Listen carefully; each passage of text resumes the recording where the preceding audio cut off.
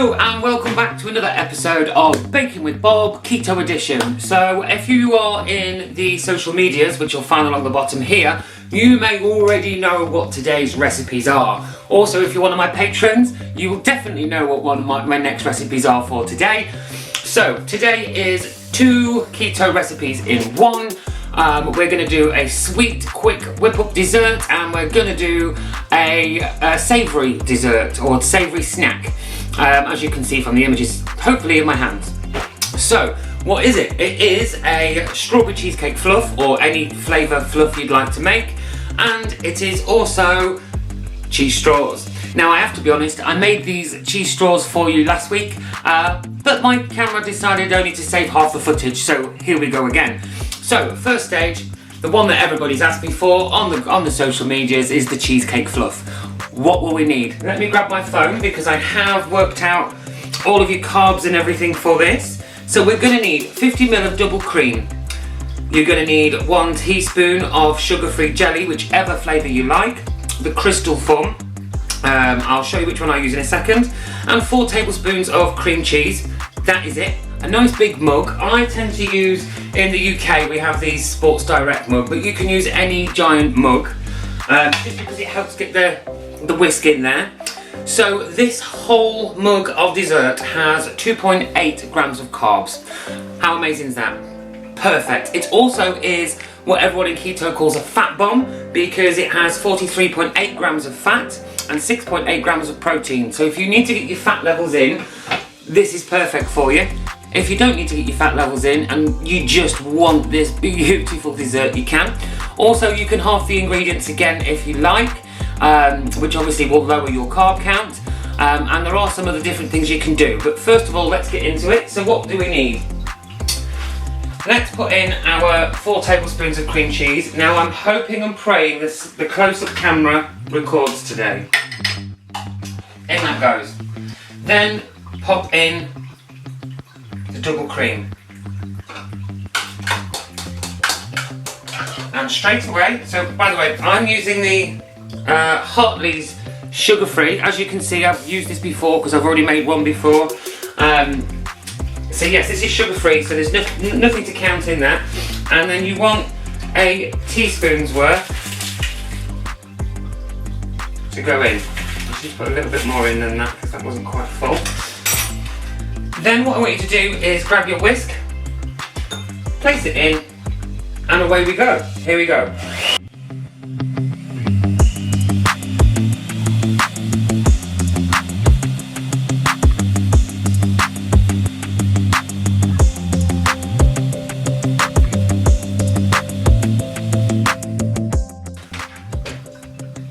And voila!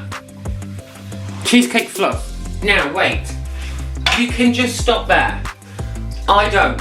I like my fluff to be a little bit more aerated, so I'm going to put in some milk alternative. I've got the Oatly milk, and I'm just going to put a little bit in and then whisk and see how it goes, and then I might add a bit more.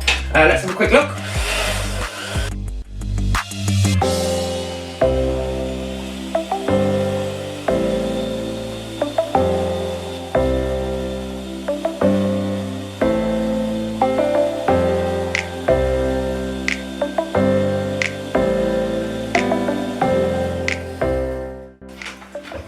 And there we go.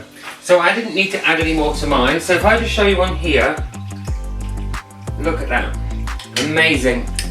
So there we go. It's a bit like an Angel Delight or a cheesecake topping. You can, if you want that even more aerated, you can whip it up even more. If you decide that the flavour you're putting in is too strong, next time add a little bit less or add a bit more, vice versa. Now this mug, I obviously love this dessert and I tend to make it, eat it, but you can store this in the fridge for a couple of days. It will get a little bit thicker and settle a little bit more, but I prefer it when it's still creamy like a blancmange or a Angel Delight or it's its own thing, this fluff, I love it. So that is it for that. Now obviously you can get many different flavours. I haven't tried lime or lemon. I've tried raspberry, I've tried strawberry, I've tried chocolate. I did manage once to get a butterscotch sugar-free flavoured jelly. It was really, really nice. I've not found it since. So if anyone knows where I can get some, please leave a comment down below. But yes, that is it. So I'm just now going to empty this fluff out into a nicer glass so you can see it for the pictures. And I'll be back with you in a moment for the cheese straws recipe. So I'll be right back. A few moments later. Hello guys, welcome back. So if you've just skipped forward to this part for the cheese straws, welcome back. If not, if you've already watched through the strawberry fluff, then well done, thank you so much. So let's get on with the next recipe. This is the savoury recipe. Like I just said, it's the cheese straws time. So what will we need? Before I tell you what we need, I just want to make sure that you realise that the ingredients that I am using is, I've halved it basically because I want to make 10, not 20. As I mentioned earlier, I did make this recipe last week, so I've still got some left, so I don't need 20. But this recipe, if you follow the ingredients along the bottom and in the description, it will make 20, and the good news is 1 carb per cheese straw. Now I love to use these cheese straws with my homemade broccoli and cheese soups, or with absolutely anything that's wet basically. Homemade tzatziki, however you pronounce that one, or just as a quick snack. I also use them as like croutons on salad. That is really, really, really good. Trust me, you need to try that. Just crumble one over the top of your salads, and you'll be amazed that it's a cheesy crouton as well as a cheese straw or a cheese snap, a cheese biscuit, whatever you want to call it. I know the Americans don't call them biscuits, but we do here in the UK. So let's crack on. What we need, let me get my list. So you're going to need 90 grams of unsalted butter, and it must be room temperature. That is a must. The next one is 170 grams of cheddar cheese, grated. Now you'll notice in a moment I'm not using a normal white cheddar cheese, I'm using a red cheddar cheese, actually called Red Leicester. The reason being, I've run out of the plain cheddar. You can use any hard cheese you like though, any hard cheddar, Red Leicester, any of those in the supermarket that you can find. You're going to want 170 grams of almond flour or ground almonds. Excuse me, lose my voice there a little bit. You're going to want 25 grams of grated hard Parmesan cheese. You're going to want half a teaspoon of salt, half a teaspoon of cayenne pepper, and half a teaspoon of onion granules. Garlic granules. You could use onion granules instead if you want. You can leave both out. If you don't like them spicy, you can take the cayenne pepper out. This recipe, like always, is for you. It's easily adapted. Let's crack on. So, what we're going to do first. First of all, let me just make sure I am filming this time because I'm so concerned about the cameras and losing footage. So what we're going to do first is you're going to want to grate your cheese. Now I'm using a food processor, as you can see. If you haven't got a food processor, you can do everything by hand. Use a nice big wooden spoon and keep combining until it's all together. So I'm first of all going to grate my cheese because I actually haven't grated any cheese yet.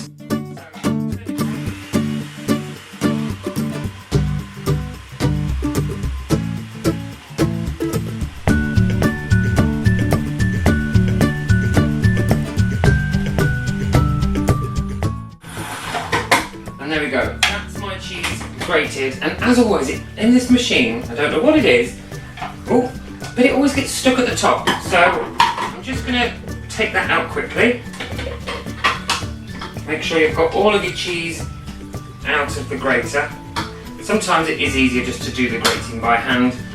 I don't like buying the pre-bags of grated cheese, simple reason being they have potato starches and corn flours and all sorts of preservatives in there to stop it drying out. That actually adds to your carb count, so that's why I use fresh hard grated cheese. There we go, so that's the cheese now on there. I'm now going to put my blade in.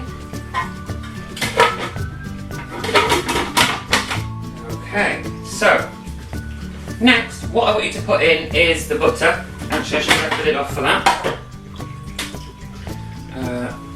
Scoop that out. Make sure you get it all in there. Then I'd like you to add your Parmesan, grated Parmesan cheese. Then into the almond flour I have put my salt, cayenne pepper, garlic, and everything else, and then I'm going to mix it in, just so I'll show you on this camera here, just in case that one goes again. So mix that all the way through, because you don't want lumps of cayenne pepper and then it getting one burny one and the rest all plain. So make sure you've mixed that in like so, and then tip that all in. And then what I'm going to want you to do is put your processor on and pulse this until it creates a ball. Ready? Go.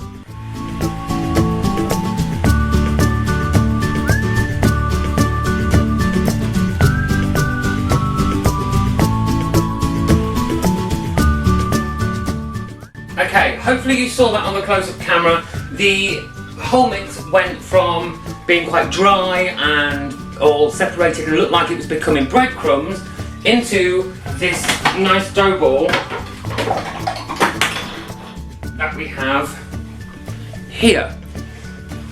That is the majority done. So next, what do we need? We're going to need a rolling pin. We're going to need some parchment paper, greaseproof paper, and we're going to need our nice tin. The other thing we'll need to do is preheat your oven. Let me just get the temperatures at 180 degrees Celsius, that's 350 Fahrenheit, or 160 fan assisted, and I'll put the gas mark below for you. Okay, so once you've got your parchment paper, I want you to tip your newly formed ball of dough out. It will still seem quite wet and sticky, but don't worry at all. There we go. So, just give it a little bit quick squish with your hands to make sure it's all nicely formed together. Pat it down slightly, stick it on your paper, and then you're going to want to roll this out to about 1 centimetre thick. And again, obviously your ball of dough will be bigger than mine because I carved mine.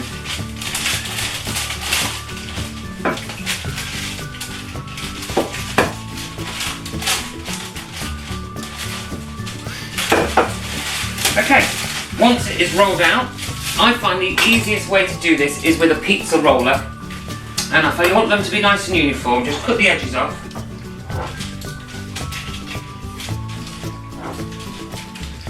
Like so. And then you want to cut them about just over 1 inch thick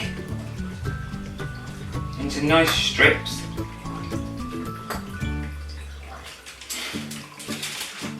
And then repeat the process until they're all done. What I have done previously, as always, is I've got my lined tray ready, and I'm going to lift these onto the lined tray. Be very careful, they are very delicate when you go to pick them up. Do your best. I'm going to get a spatula, I think. Oh no, I can do it by hand, they're fine. So there's one. Oh, I broke that one. But even if you break them, just squash them back together on the board. You can also use the paper to your advantage and use gravity to pull them off like so.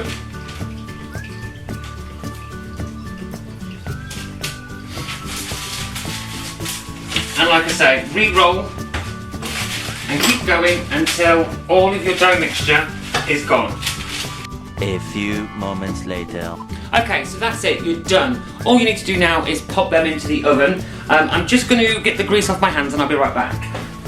Okay, so like I said, we're going to pop these in the oven now. You're going to put them in for 10 minutes, and then I want you to very carefully flip them over, bake for another 5 minutes, and you'll see that they're obviously done. They go a lovely golden brown, and they then start to go crispy once they are completely set. So you want a nice golden edge. I will come back to you as I take them out of the oven so you can see what I'm on about. So I'll see you shortly. Okay, it's been 10 minutes and I'm about to get them out of the oven. They'll probably be squashed and melted and whatever, but you'll see. So, time to grab them. Let me just get the oven. So yes, some of them have started to merge with the other ones, but it's fine. Just grab your knife and just re-separate them. It's quite easy. Like so.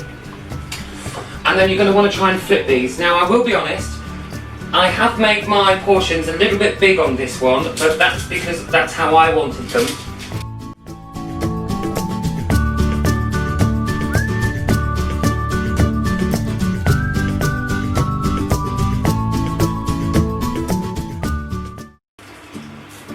There we go, that's a bit better. Oh. Just try them a little bit, but it's fine. So, then back into the oven for another 5 minutes. If I can grab the tray, that is. So, back in, another 5 minutes. And I'll be back to you when I bring them out. Okay, so it's been 5 minutes. 5, not 10, 5 minutes. It's now time to take them out of the oven. So, let's grab these. I'm just going to turn my oven off because I don't like the annoying wooing in the background. So, let's grab them and take them out. They should look something like that. Now you have two options. Obviously you can leave them like that, which I recommend because then they will set on the tray. You can lift the parchment off and put that onto a cooling rack if you prefer, or like me, if you're lazy, leave them on the tray, come back in 15 minutes, they'll be set. You can then keep them in an airtight container for about a week. Like I said, there's lots of different ways you can use these as a snack, dipping into your dips and sauces and cheeses and things like that. You can use them and actually put like a sandwich in between them. There is infinite uses for these really low 1 gram of carb per stick, biscuit, whatever you want to call it, straw. And that's it. So, if you've enjoyed what you've seen, or you've had a go, please hit me up on the social medias that are at the bottom of the screen. For any recommendations, again, leave a comment below or hit me up on the social medias. Don't forget to press the like button, ring the bell icon, subscribe, all that normal gubbins that you know how to do by now. It really does help the channel. Also as well, you will get recipes on the Patreon that you can follow step by step rather than having to watch a video. You'll also see what's coming up in the future before anybody else. So if you would like to become a patron and help support this channel, by all means do. If not, then guess what? Watch along when it comes out. And on that note, thank you again so much for supporting me, and I will see you next time.